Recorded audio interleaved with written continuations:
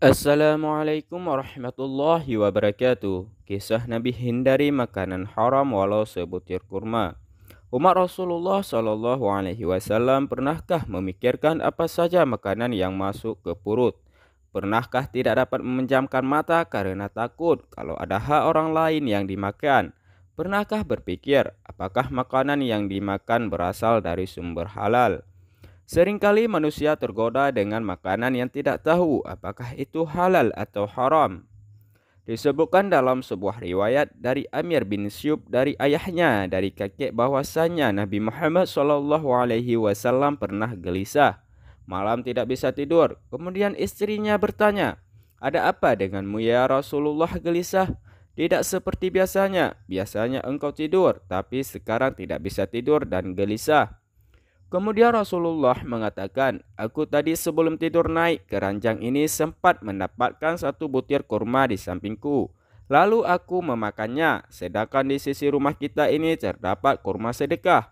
Maka aku khawatir bila sebutir kurma tadi berasal dari sedekah."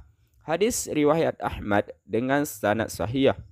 Nabi Muhammad SAW termasuk orang yang tidak boleh memakannya. Beliau menerima hadiah tapi tidak boleh makan sedekah. Jelas Ustaz Khalid di Basmalah.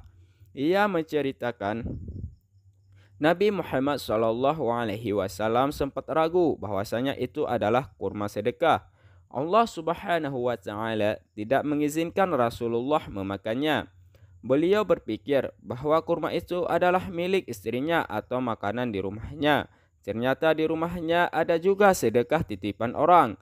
Beliau khawatir bahwa kurma itu diambil dari kurma sedekah, padahal ada di dekat ranjangnya.